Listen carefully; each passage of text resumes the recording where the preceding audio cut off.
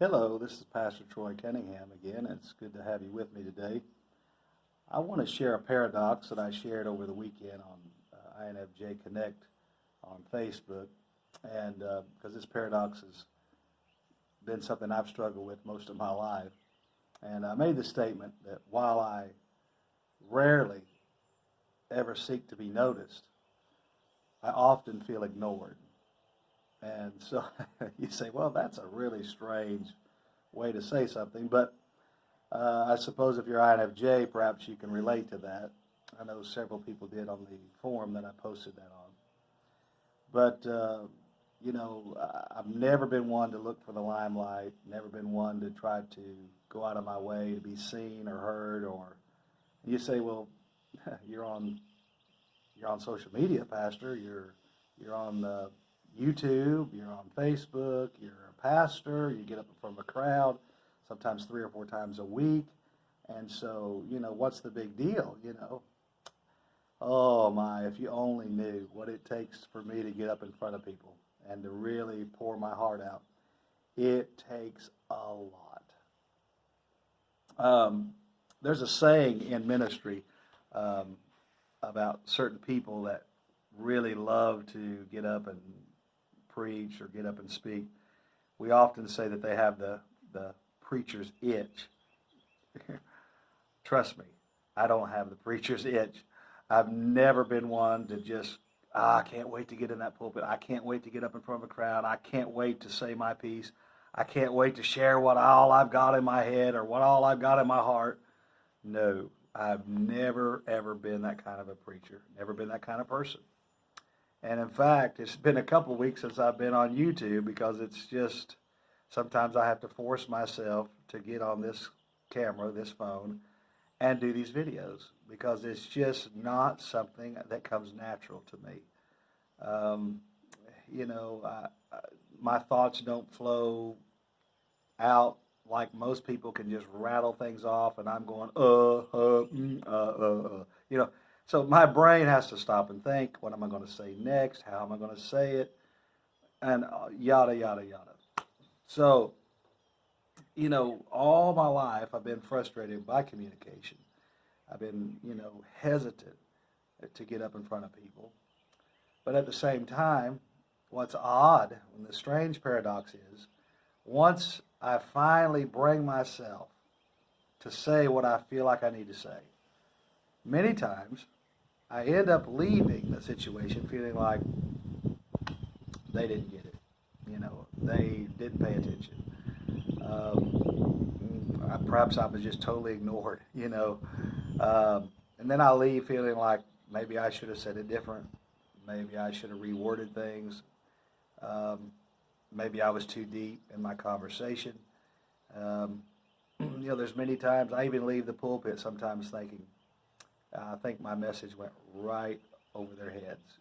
They didn't understand what I was saying. Everybody will shake your hand at the back of the door. At least we used to before we were quarantined. But anyway, in the old days, 3 months ago, they used to shake our hand at the back door and greet the pastor and say, that was a great message. And sometimes I'd look at them and say, next week I'm going to preach on lying. No, I'm just joking. But sometimes we feel, at least I do, that, these people really aren't listening. And there's been sometimes I've been in the coffee shop and I've, had great conversations with some of the older folks in town. I love to go down there and talk to the old men in town.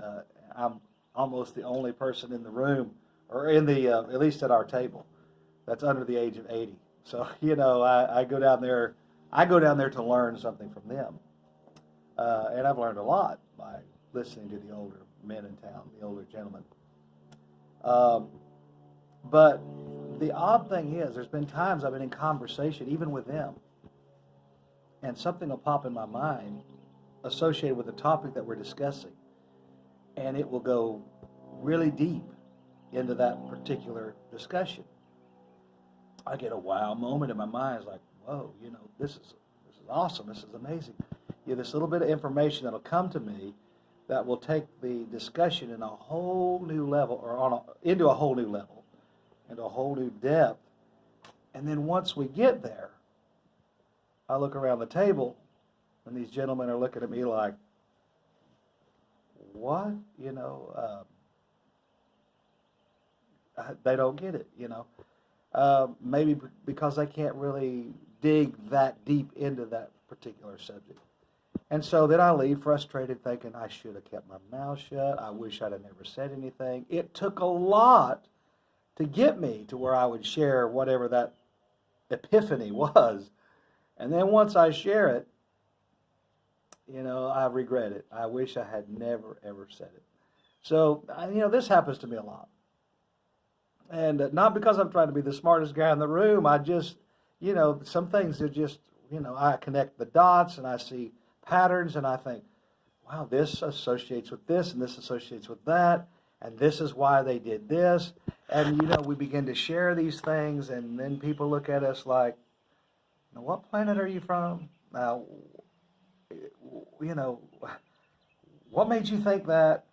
And so, they're not ready many times to go into that deep of a level. Not because I'm any smarter than them. That's just how my brain works, Sometimes I feel that way when I'm preaching. I want to take the message a whole lot deeper than John 3:16. For God so loved the world that he gave his only begotten Son, that whosoever believeth in him should not perish but have everlasting life. That's a great verse, and everybody can quote it. Baptist, Methodist, Pentecostal, Lutheran, it doesn't matter. We all know the verse. And a lot of churches and a lot of people in church are glad to just stay right there. Let's don't go any farther. Let's don't know. That verse and judge not lest thou be judged are the two verses everybody remembers. Everybody knows those two verses. And it seems like if you go past those two verses, you lose everybody. But there's so much more to be learned and so much more to be grasped, even in the scriptures. And so many times I want to share what I know. I want to share what I have learned. And I feel ignored. So, tell me what your thoughts are on the subject. Do you struggle with this same thing in your life? Do you feel like, you get these epiphanies, you get these revelations, you get these wow moments in your mind, or even just normal conversation. You share maybe things on your heart, maybe your emotions. They get deep sometimes, and we get emotional. I'm a very emotional person. Once I begin to open up to someone, I can be very emotional. I can cry, I can laugh. I'm telling you, I can laugh until I cry, literally, with the right people. And when I do, I feel vulnerable, because I can become very childish when I begin to laugh and when I begin to get in those jovial moments. I don't have them often. Most people look at me as somebody who's very austere, very stoic. Forget it. You get me in the right atmosphere, around the right people, around the right kind of humor, and there's not too many people that have it, but at least that click with me, But you get me in that right frame of mind, and I'm like one of the monkeys in a barrel. I just have a blast. I just turn into a big kid again. So, and many times people don't understand. They don't understand my humor. They don't understand, the way I think, because my wit comes instantly. I'll think of something witty on the spur of the moment. It just flies out my mouth. And sometimes people laugh, but many times people look at me like, okay, that was crazy. It went right over their head. Or how to explain, the little bit of wit, the humor, whatever it was that I shared. But it comes to me just instantly, witty things and funny things in conversation. And I think most of you INFJs experience the same thing. It comes to you naturally. And in INFJs, if you share that with each other, we have a hoot. We can laugh our socks off with each other. My best friend, I just found out this weekend, growing up in high school, my very best friend, and I didn't know this until just a few days ago. He's a French teacher now. He's studied language. But when we were in high school, he was the only friend really I had that I was just like that with. And he and I were very close. And I just gave him the test a few days ago. And I said, take this test, Rick. I think think you might be similar to me in some ways. He was identical. He was INFJT, exactly like I was. And me and that boy in high school would laugh and laugh and laugh, and we had the biggest time. We'd go to when we got our license to drive, we went to the mountains together and laughed and laughed and laughed. We just had a big time. We were always doing things together. And it's amazing to me, out of a class of 256 students, he and I were about the only two that got along. I mean, otherwise I wasn't interested in all the other kids. And now looking back, I think, wow, how was it out of all those students, two INFJs gravitated together and didn't know we were INFJs until we're in our late 40s. So, you figure that out. Really strange. But we understand each other's humor. And we had a blast. But most people we could laugh about or joke with just kind of look at us like, y'all are a little weird. You're just a little weird. And they laugh about things that I think, okay, that was kind of stupid, corny. And yet some of the things that I laugh at, they might think is plumb stupid. But anyway, that's just life. We're different. We're wired different. So many times we feel ignored. When we finally get pushed into the moment where we feel like we can share whatever it is, then all of a sudden, boom, we're cut off.